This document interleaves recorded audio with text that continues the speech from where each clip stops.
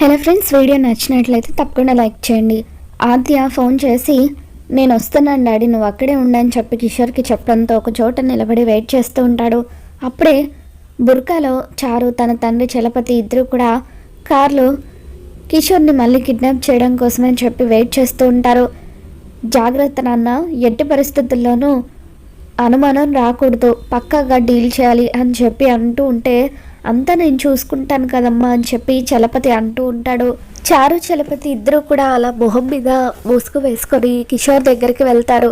ఇక అలా కిషోర్ వెయిట్ చేస్తూ ఉంటే నమస్కారం పెట్టి ఎక్కడికి వెళ్తున్నారు, అయోధ్య లంకేనా, రండి కలిసి వెళ్దాం అని చెప్పి చలపతి అంటూ ఉంటాడు. నేను అయోధ్య లంకకు వెళ్తున్నానని మీకెలా తెలుసు అని చెప్పి కిషోర్ అనుమానంగా చూస్తూ ఉంటే అప్పుడు చారు కవర్ చేస్తూ మామూలుగా ఇక్కడ నిలబడిన వాళ్ళు ఎవరైనా అయోధ్య లంకే వెళ్తారు అని చెప్పి అంటూ ఉంటుంది. ఇక దాంతో కిషోర్ ఏం అవసరం లేదు, మీరు వెళ్ళండి అని చెప్పి అంటూ ఉంటాడు. అయినా మీరు వెళ్ళేది రఘురామ్ గారి ఇంటికే కదా, ఎందుకు అంతలా ఉలిక్కి పడుతున్నారు అని చెప్పి చారు అంటూ ఉంటుంది. నేను రఘురామ్ గారి ఇంటికి వెళ్తున్నానని మీకెలా తెలుసు అని చెప్పి కిషోర్ అంటూ ఉంటాడు. మామూలుగా ఇక్కడికి వచ్చిన వాళ్ళందరూ ఎక్కువగా వాళ్ళ ఇంటికే వెళ్తూ ఉంటారు, అయినా ఎందుకు అంతలా మొహమాట పడుతున్నారు, రండి రండి అని చెప్పి అలా చారు చలపతి ఇద్దరు కూడా కిషోర్ చేతులు పట్టుకొని లాక్కెళ్తూ ఉంటారు. ఇక దాంతో కిషోర్ ఎవరు మీరు, నన్ను వదలండి అని చెప్పి అంటూ ఉంటాడు. ఇక చారు చలపతి ఇద్దరూ కలిసి బలవంతంగా కిషోర్ని కారులో ఎక్కిస్తారు. ఇక అప్పుడే ఆద్య ఆటో దిగి అలా చుట్టుపక్కల అంతా కూడా కిషోర్ కోసం చూస్తూ ఉంటుంది. కిషోర్ని చారు చలపతి ఇద్దరు బుర్కాలో కారులో ఎక్కించడం చూసిన ఆద్య పరిగెత్తుకుంటూ కారు దగ్గరికి వస్తుంది. డాడీ డాడీ అని చెప్పి పిలుస్తూ ఉంటుంది. ఇక అప్పుడు చారు ఆద్యని తోసే ప్రయత్నం చేస్తూ ఉండడంతో ఆద్య కూడా చారుని కొట్టి అలా కారులో నుండి కిషోర్ని బయటకు తీసుకొని వస్తుంది.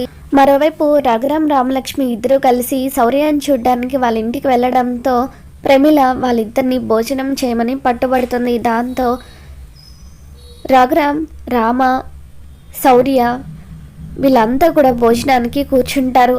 అప్పుడు ప్రమీల వడ్డిస్తూ ఉంటే మీకెందుకు లేని శ్రమ చెల్లెమ్మ, నా కూతురు రామలక్ష్మి వడ్డిస్తుందిలే అని చెప్పి రఘురామ్ అంటూ ఉంటాడు. అదేంటి అన్నయ్య గారు, నా కోడలి చేత అప్పుడే పనులు చేయించమంటారా, అయినా నాకు ఓపిక ఉన్నంత కాలం ఇలా పనులు చేస్తూనే ఉంటాను.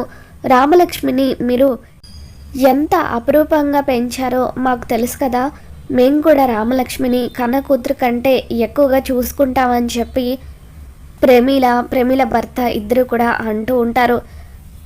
మా ఇంటికి కోడలుగా వచ్చిన తర్వాత కూడా రామ చేత నేను ఎటువంటి పనులు కూడా చేయనివ్వను, మాకు ఆడపిల్లలు లేరు కాబట్టి రామ మాకు కూతురుతో సమానం అని చెప్పి శౌర్య తండ్రి అమ్మాయి మా కళ్ళ ముందు తిరిగితే మాకు అంతే చాలని అంటూ ఉంటాడు. అప్పుడేదో తెలియక తప్పు చేశాను అన్నయ్య గారు, ఇంకోసారి నా వల్ల అటువంటి తప్పు జరగదంటూ ప్రమీల అంటూ ఉంటుంది. అమ్మ రామ, నువ్వు కూడా కూర్చో అమ్మ, వడ్డిస్తాను అని చెప్పి ప్రమీల శౌర్య పక్కన రామని కూర్చోబెడుతుంది. ఇక రామ శౌర్య ఇద్దరు ఒకరినొకరు చూసుకొని నవ్వుకుంటూ ఉంటారు. రఘురామ్కి ప్రమీల వడ్డిస్తూ తినండి అన్నయ్య గారు, అప్పుడెప్పుడో వదిన గారు మీకు పాలకూర పప్పు అంటే ఇష్టమని చెప్పింది, అందుకే చేశాను, వదిన గారు అంతా బాగా నేను వంట చేయలేకపోయినా ఎలా ఉందో చెప్పండి అని అలా పాలకూర పప్పు వేస్తూ ఉంటుంది. అప్పుడు రఘురామ్ అభిమానంతో పెట్టే పచ్చడి మెతుకులైనా రుచిగా ఉంటాయమ్మా అని చెప్పి పాలకూర పప్పు చాలా బాగుంది అని చెప్పి రఘురామ్ ప్రమీలని మెచ్చుకుంటాడు. ఇక అలా రఘురామ్ వీళ్ళంతా కూడా డైనింగ్ టేబుల్ దగ్గర కూర్చొని భోజనం చేస్తూ ఉండగా శౌర్య రామలక్ష్మికి తినిపిస్తానని చెప్పి సైగ చేస్తూ ఉంటాడు. దాంతో పక్కనే రఘురామ్ కూడా ఉండడంతో రామ సిగ్గుతో వద్దు అని చెప్పి సైగ చేస్తూ ఉంటుంది. ఇక అప్పుడు శౌర్య రామలక్ష్మి మొహమాట పడుతూ ఉండడంతో ఇద్దరి ప్లేట్లను మార్చేస్తాడు. ఇప్పుడు తిను రామ అని చెప్పి శౌర్య సైగ చేస్తూ ఉంటాడు. ఇక ఇదంతా కూడా రఘురామ్ గమనిస్తూనే ఉంటాడు. అప్పుడు రామలక్ష్మి తినడానికి మొహమాట పడుతూ ఉంటే రఘురామ్ భోజనం కొంచెం చేసిన తర్వాత మధ్యలోనే లేచి వెళ్తూ ఇక చాలు చెల్లెమ్మ, మీ అభిమానంతోనే సగం కడుపు నిండిపోయిందని చెప్పి హ్యాండ్ వాష్ చేసుకోవడం కోసం అని చెప్పి పక్కకు వెళ్తాడు. హ్యాండ్ వాష్ అక్కడ ఉందన్నయ్య అని చెప్పి ప్రమీల కూడా వెనకాల వెళ్తుంది. తర్వాత శౌర్య తండ్రి కూడా వాళ్ళతో పాటు వెళ్ళిపోతాడు. ఇక అంతా అక్కడి నుండి వెళ్ళిపోయిన తర్వాత ఇప్పుడు తిను అని చెప్పి శౌర్య అంటూ ఉంటే అప్పుడు రామ సంతోషంగా శౌర్య ఎంగిలిని పంచుకుంటుంది. ఇక అప్పుడు శౌర్య కూడా సంతోషంగా రామలక్ష్మి ప్లేట్లో భోజనం చేస్తూ ఉంటే అప్పుడు అనుకోకుండా శౌర్యకి పొలమారుతుంది. ఇక దాంతో ప్రేమగా శౌర్య తల మీద కొడుతూ రామలక్ష్మి శౌర్యకి మంచినీళ్ళు తాగిస్తుంది. ఇక అలా వాళ్ళిద్దరూ కూడా ఆ రోజు చాలా సంతోషంగా ఉంటారు. తర్వాత అన్నయ్య గారికి తాంబూలం రెడీ చేయని చెప్పి శౌర్య తండ్రి ప్రమిళకి చెబుతూ ఉంటే ప్రమిళ తాంబూలాన్ని తయారు చేసి రఘురామ్ చేతికి ఇస్తుంది. ఇక ఆ తర్వాత రఘురామ్ బావగారు ఒక మంచి రోజు చూసుకొని ముహూర్తం పెట్టేసుకుంటే త్వరగా వీళ్ళిద్దరి పెళ్ళి జరిపించవచ్చు అని చెప్పి అంటూ ఉంటాడు. అవును బావగారు, నాకు కూడా అదే అనిపిస్తుంది. ఎంత త్వరగా రామలక్ష్మి మా ఇంటి కోడలు అవుతుందా అని మేము కూడా ఎదురు చూస్తున్నామని చెప్పి అంటూ ఉంటాడు. సరే బావగారు, మేము ఇక వెళ్ళొస్తామని చెప్పి రఘురామ్ వాళ్ళకి చెప్పి అలా రామాన్ని తీసుకుని వెళ్ళిపోతూ ఉంటే రామ మెట్లు దిగుతూ అలా శౌర్య వైపే వెనక్కి తిరిగి చూస్తూ ఉంటుంది.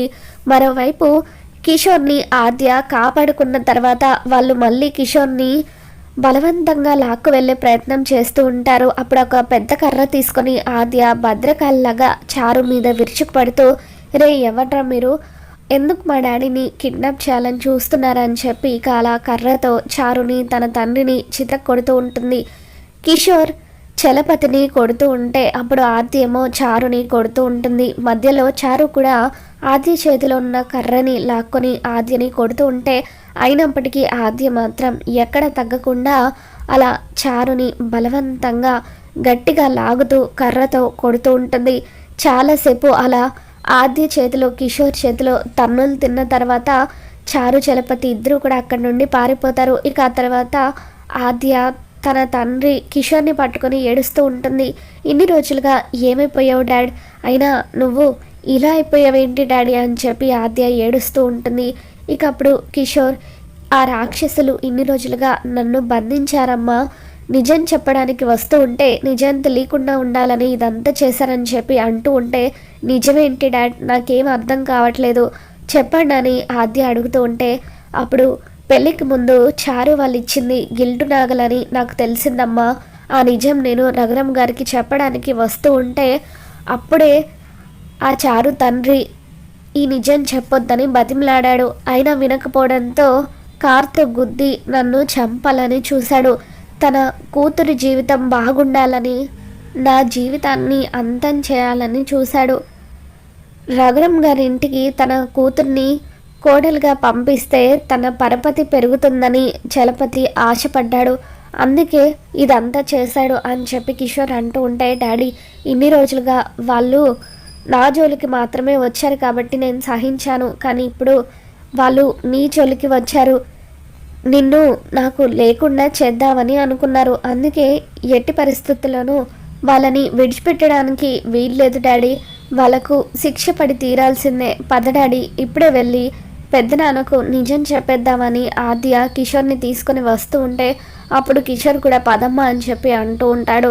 అలా ఆద్య కిషోర్ని తీసుకుని ఇంటికి వస్తుంది. ఇక రఘురామ్ తల్లి కిషోర్ని చూడగానే, బాబు కిషోర్, ఇన్ని రోజులు ఎక్కడికి వెళ్ళిపోయావు నాయన, మొత్తానికి నువ్వు క్షేమంగా వచ్చినందుకు చాలా ఆనందంగా ఉందని చెప్పి అంటూ ఉంటుంది.